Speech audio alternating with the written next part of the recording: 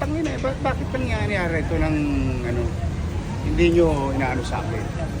Hello? Lahat to kumpis kayo nyo. Walang permiso yan, property to ng city.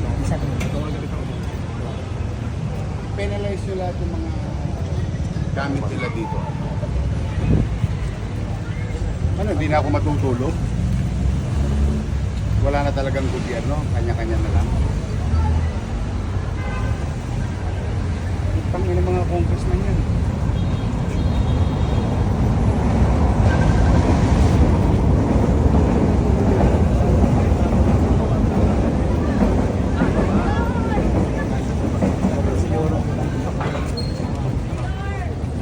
Ito po yun mga kababayan, confiscate po ito lahat na nandito. Ayan, so binisita po ito ni Yorme ngayong araw. Ayan, yan po ay walang ano, mga abiso. Yan, mga illegal. So tara, sama natin si Yorme. Ay, pinagkakaguluhan si Yorme.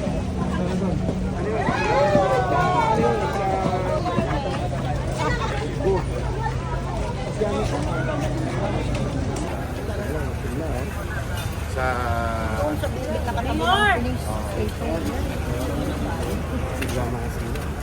Sabi, nakakamiti kasi nyo, nakainom ng insult.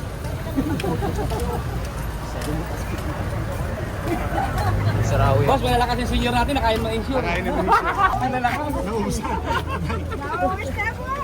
Malalakas.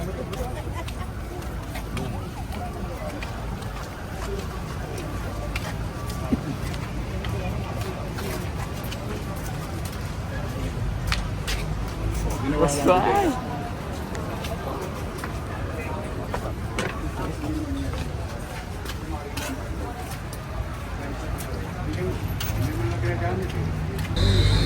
Sino maggigiba ng building? Kasi sabi ko, bakit daw po nila ano dyan? Joel Chua na walang permit sa amin. Hindi ko naman alam. Yun ang sinasabi ko. Ngayon, sinabihan kayo nagigibay yung Senior Citizen Office na pag-aari rin ng Maynila. Kami po ay NGO, ang mga senior po. May livelihood po kami dyan. Sino nagpapalis? Yung CRB, nandun na kami. Sa kayo? Kayo ba ang ano nito? Chairman po. Oo. Eh, pag-igiba na itong bodega, hindi naman nagagamit na barangay. Kasi nagiging bodega lang. Tingnan na ninyo yung tura. Barangay hall nyo ba yun?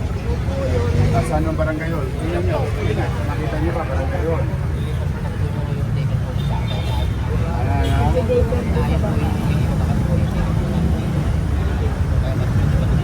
Bakit kayo aalisin dito? Sino po kayo sabi?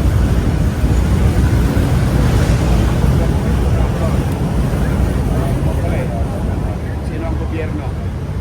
Hindi ako. Maynila. Katulad doon sinasabi nila. Unang-una walang permiso sa amin ito. Sabihin nyo kay Congressman Chua. Asan ang permiso nito? Unang-una, property ng Maynila yan. Nasaan yung property namin? Yung mga bakal. Ang laki-laki niyan eh. Pag hinahawa yan na nagagamit ng tao rin. Lahat. Ginamit ko pa yan ng pandemic eh. Diyan ko nilagay yung mga pulubi sa kalye. Sa buong buwan ng pandemic.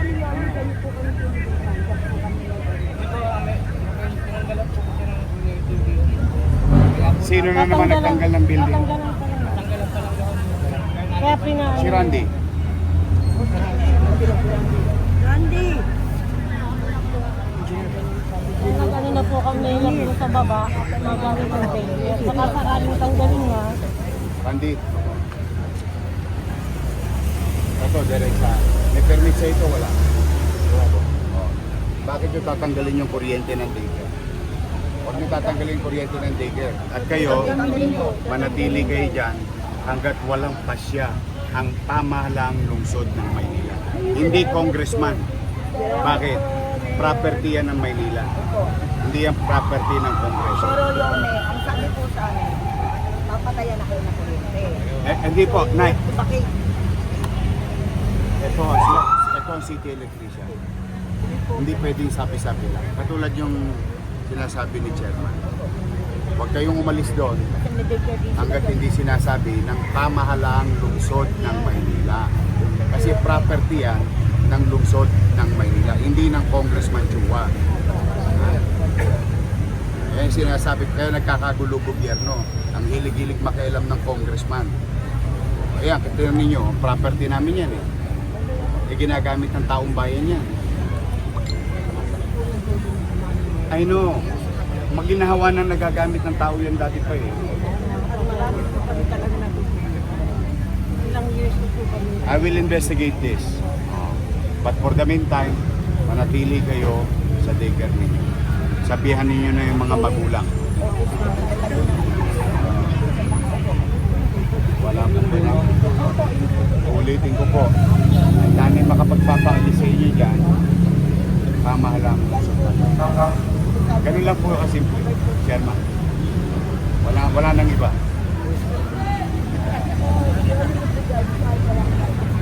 No. We have to clear it. Kasi bodega na po yan. Tingnan niyo po. Ikaw, Chairman. I mean, may edad naman na kayo. Barangay Hall, hindi. See? Sasabi ko. Ano? Kaya lang kasi, kailangan namin clear. Kasi tatayuan ko kayo ng malaking library. May library kayo. Bulok na kasi yun. Oo, hindi pa kami tao. Kaya gusto ko maging library siya ulit. Pero mas malaking library.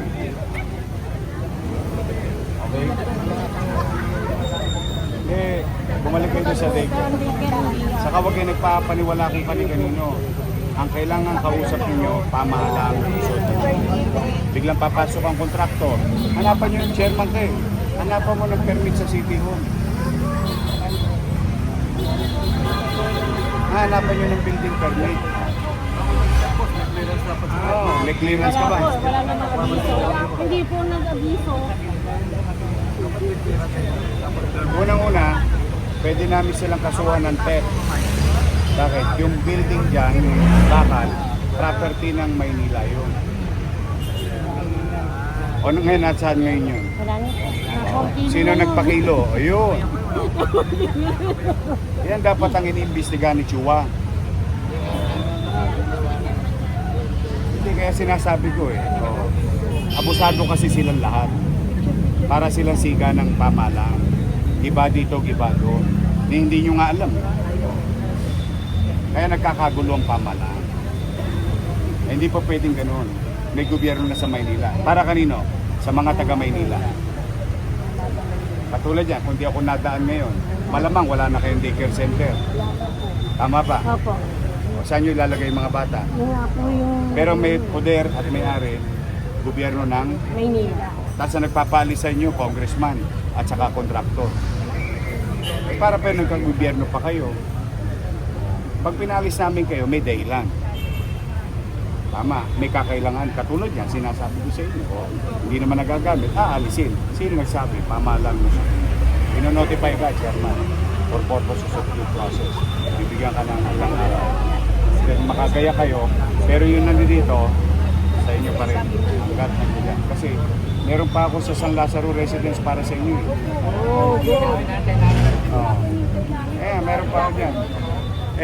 Buti nga hindi na ipamigay ako, kundi malamang puro staff ng congressman na naman yan. Saan ka nakakita? Pati pechot ng congressman nakatira sa Onay. Nay. Hindi siya pwede magkakaopisina dyan kasi property ng Maynila yan. Halimbawa, ginawa nila yan sa Jose Reyes. Good. May national government property. Saglit lang eh. Kailangan ko panatagin ng kalooban nila para alam nila yung mangyayari. Halimbawa, ginawa nila sa San Lazaro Hospital, sa Jose Reyes. Okay yun, property nila.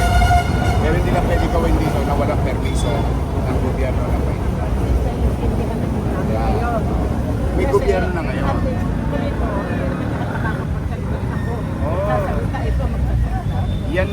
yan ang dahilan ko kung bakit ako mismo umababasa sa kalsada. Para makakausap ang mga Kaya inabangan nga namin kayo. Sabi lang na nakalimutan. Tingnan namin kung paano namin kayo makakahanap. Para kami lang. solve na problema mo. Okay?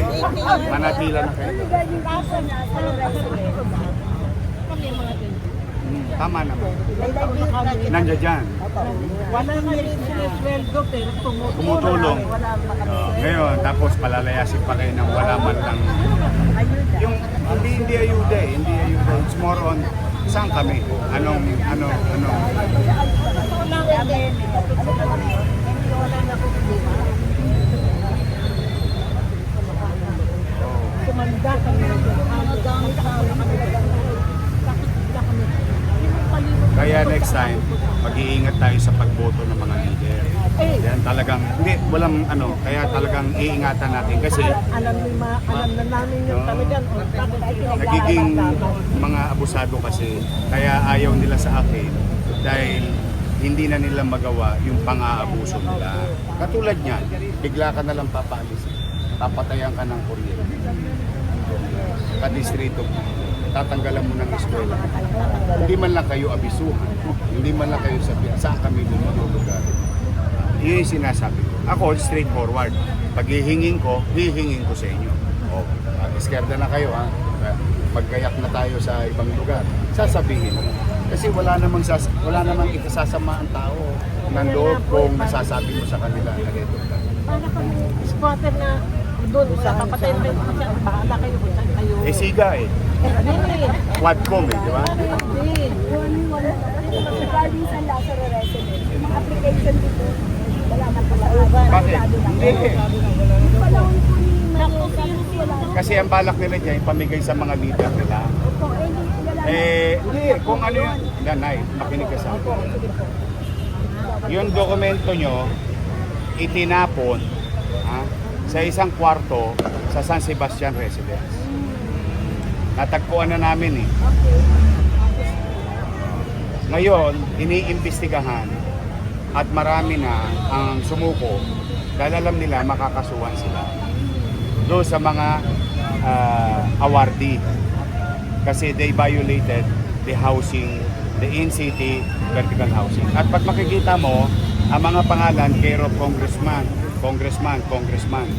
ng District 2, ng District 3, ng ibang district.